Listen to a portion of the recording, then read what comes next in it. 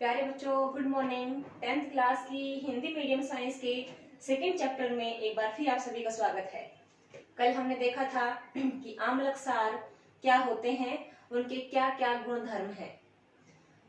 आज हम पढ़ने जा रहे हैं कि किस प्रकार हम ये जानेंगे कि कोई वस्तु अम्ल है या क्षार है। तो अम्ल या क्षार इनकी जांच करने के लिए हम क्या मापदंड अपनाते हैं, किन पदार्थों का प्रयोग करते हैं। तो वे पदार्थ जिनका प्रयोग अम्ल तथा क्षार की पहचान के लिए किया जाता है, वे पदार्थ सूचक कहलाते हैं। क्या कहलाते हैं? सूचक। सूचक यानी कि इंग्लिश में इंडिकेटर। इंडिकेटर सूचना देने वाले, इशारा करने वाले, इंडिकेशन इशारा देने वाले, ठीक है ना। तो सूचक क्या होते हैं? जो हम ये बताते हैं कि दिया गया पदार्थ अम्ल है या क्षारक है, ठीक है। तो सूचक दो प्रकार के होते हैं। इनके कच्चे माल के आधार पर जिनसे इनको बनाया जाता है, उस आधार पर दो प्रकार के होते हैं। एक होते हैं प्राकृतिक सूचक और दूसरे होते हैं यानी कि नेचुरल इंडिकेटर्स, ठीक है। और दूसरे होते हैं कृत्रिम सूचक यानी कि सिंथेटिक इंडिकेटर्स, ठीक है। कृत्रिम सूचक या सिंथेटिक इंडिकेटर्स, समझे। तो प्राकृतिक सूचक तो नाम से पता लग ही रहा है कि इन्हें पौधों से या जंतु से प्राप्त किया जाएगा, ठीक है। और कृत्रिम सूचक पढ़कर ही आए हैं आप लोग। कृत्रिम तंतु क्या होते हैं, कृत्रिम रेशे क्या होते हैं, यानी कि इनको रसायनों से बनाया जाएगा, ठीक है ना। पहले हम रसायनों के देख लें, ये बहुत थोड़े हैं, दो ही हैं, आपको आसानी से नाम याद हो जाएंगे। तो पहला जो कृत्रिम सूचक है उसका नाम है फिनोफ्थलीन। क्या है? फिनोफ्थलीन। फिनोफ्थलीन। जो सेकंड कृत्रिम सूचक है उसका नाम है मिथाइल ऑरेंज। क्या नाम उसका? Methyl orange. Phenolphthalein, methyl orange. Phenolphthalein और मिथाइल ऑरेंज, ये दो कृत्रिम सूचक हैं, ठीक है। आगे हम बात करते हैं प्राकृतिक सूचकों की। जो प्राकृतिक सूचक हैं वो आप दो प्रकार से बांट सकते हैं उन्हें। एक तो कलर्ड इंडिकेटर्स यानी कि जो रंग में परिवर्तन करते हैं, रंग बदलकर बताते हैं कि ये वस्तु अम्ल है या क्षारक है। जबकि दूसरे इंडिकेटर है, दूसरे तरीके से काम करते हैं, वो है गंधीय सूचक। क्या है वो? गंधीय सूचक। गंधीय सूचक यानी कि उनकी गंध बदल जाती है, ठीक है ना। तो रंग में परिवर्तन कौन कौन से दिखाते हैं? इनमें सबसे पहला आएगा बेटा लिटमस। कौन आएगा? लिटमस। लिटमस 7वीं क्लास से पढ़ते आ रहे हो, हमने 7वीं क्लास में आपको जरूर बताया था, याद हो मुझे अच्छे से, कि लिटमस क्या होता है। लिटमस लाइकेन नामक पौधे से, पौधा भी नहीं कहेंगे, लाइकेन एक सहजीवी संबंध है जिसमें एक फफूंदी और एक काई, शैवाल, ये दो जीव मिलकर रहते हैं। शैवाल फफूंदी को भोजन देती है और फफूंदी उसे आवास और खनिज और नमी प्रदान करवाती है, ठीक है ना। तो दोनों एक दूसरे के सहजीवी संबंध में रहते हैं, एक दूसरे को लाभ पहुंचाते हैं। इस प्रकार से वो दोनों एक दूसरे के साथ रहते हैं। उन दोनों के संबंध को मिलाकर लाइकेन कहा जाता है, तो उस लाइकेन से लिटमस प्राप्त किया जाता है, ठीक है। तो जो लिटमस है, ये अम्लों में मिला देंगे तो लाल रंग देगा, ठीक है, और क्षार में मिला देंगे तो नीला रंग देगा, है ना। इंटरेस्टिंग। तो यह दोनों रूप में पाया जाता है, कागज के रूप में भी और लिक्विड रूप में भी। कागज के रूप में क्या है? एक होगा नीला कागज, एक होगा लाल कागज। नीले कागज को लाल में बदलेंगे अम्ल, और लाल लिटमस को नीले में बदल देंगे, लाल कागज को नीले में बदल देंगे क्षारक, क्षार। ठीक है, तो ये लिटमस सॉल्यूशन था, लिटमस था। ये लिक्विड भी होते हैं ऐसे ही, ब्लू लिटमस और रेड लिटमस। ठीक है, आगे बढ़े।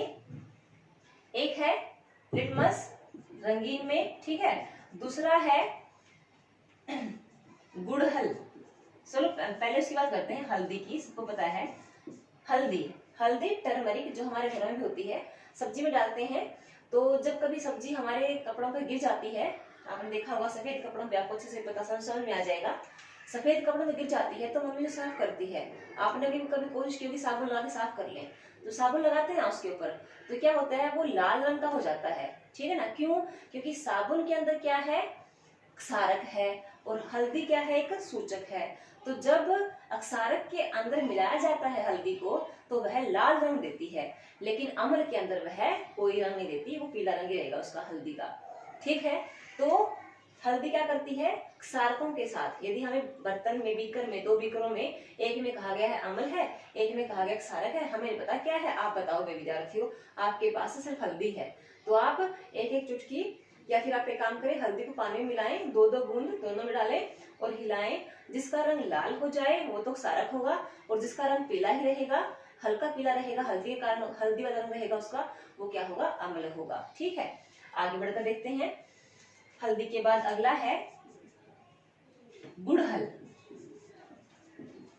गुड़हल, गुड़हल आपको समझ नहीं आएगा शायद, चाइना रोज, ये भी समझ में नहीं आएगा। गुलाब का फूल सबने देखा है। एक और गुलाब होता है जिसकी ऐसी लंबी लंबी 2 पीली पीली डंडियां निकली होती हैं, उनके वो दाने होते हैं पीले रंग के, उसको हम लोग कहते हैं गुड़हल का फूल। क्या कहते हैं, गुड़हल का फूल। तो गुड़हल का जो फूल है उसकी पत्तियों को उबाल कर, ठीक है, अच्छे से पानी में उबाल कर उनका लिक्विड निकालते हैं, उसकी 2 बूंदे डालते हैं अम्ल में और 2 बूंदे डालते हैं क्षारक में।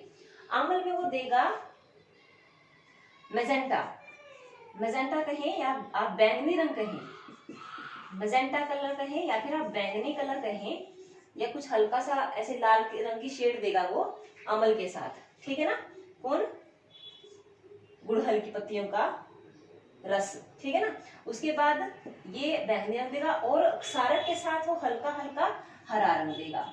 ठीक है ना, हरा रंग देगा। ठीक है, तो गुड़हल का समझ में आ गया। तो हम ये 3 ही करेंगे, लिटमस, हल्दी और गुड़हल, ये रंग में परिवर्तन करते हैं। ठीक है, उसके पश्चात जो अगला है गंधीय सूचक। गंधीय सूचक में कौन कौन से आएंगे, एक तो है प्याज, एक है लौंग और एक है वेनिला। ठीक है, आई बात में। तो इनको जब हम लोग अम्लों में, इनके रस को जब हम अम्लों में मिलाएंगे तो उनके साथ उनकी जो स्मेल है वो अलग होगी, और जब क्षारकों में मिलाएंगे तो उनकी स्मेल अलग होगी। ठीक है ना, तो कोई कैरेक्टरिस्टिक स्मेल कह नहीं सकते हम लोग कि कैसी होगी। ठीक है ना, ये टेस्ट मतलब ये हमें स्मेल करने पता लगता है कि भाई देखो प्याज की स्मेल ऐसी होती है, अम्ल से रगड़ने के बाद ऐसी आई, क्षारक के साथ ऐसी आई। ठीक है ना बेटा, तो इस प्रकार से प्याज, लौंग और वेनिला ये क्या है, गंधीय सूचक है। ठीक है, उसके पश्चात एक बार हम समरी करते हैं कि आज हमने क्या किया है। आज हमने देखा है कि अम्लों और क्षारकों का पता लगाने के लिए हम सूचकों का प्रयोग करते हैं। सूचक वे पदार्थ होते हैं जो हमें अम्ल और क्षारक में भेद करने में सहायता करते हैं। तो अम्लों और क्षारकों के बीच में भेद करने वाले सूचक हमने 2 भागों में बांटे हैं, प्राकृतिक सूचक और कृत्रिम सूचक। ठीक है, प्राकृतिक सूचक हमने 2 प्रकार के रखे हैं, रंग में परिवर्तन करने वाले और गंध में परिवर्तन करने वाले। ठीक है, तो रंग में परिवर्तन करने वाले कौन है, लिटमस, जो कि अम्ल के साथ लाल रंग देगा और क्षारक के साथ नीला रंग देगा। ये लाइकेन नामक पौधे से प्राप्त किए जाते हैं। हल्दी क्षारक के साथ लाल रंग देगी, अम्ल के साथ कोई रंग नहीं देगी। गुड़हल, गुड़हल क्या होता है, गुड़हल की पत्तियों का रस अम्ल के साथ देगा, हल्का लाल रंग की शेड देगी, मजेंटा या बैंगनी हो सकता है वो, और गुड़हल की पत्तियां क्षारक के साथ देंगी हल्का हरा रंग। ठीक है ना, उसके पश्चात हमने देखा गंधीय सूचक कौन है, प्याज, लौंग और वेनिला, ये गंधीय सूचक है। इसके अलावा हमने किए थे कृत्रिम सूचक, वो क्या है, जो रसायनों द्वारा तैयार किए जाते हैं। ठीक है, और उनकी गंध अम्लों में अलग और क्षारकों में अलग होती है। ठीक है, तो आज के लेक्चर में हमने जाना कि सूचक क्या होते हैं, 2 प्रकार के होते हैं, इनके नाम और इनके क्या क्या परिवर्तन आते हैं अम्ल में अलग से और क्षारक में अलग से। पढ़ने नहीं है, याद करने हैं। ठीक है, तो इसी के साथ थैंक यू, अगले लेक्चर में भी मिलेंगे। धन्यवाद।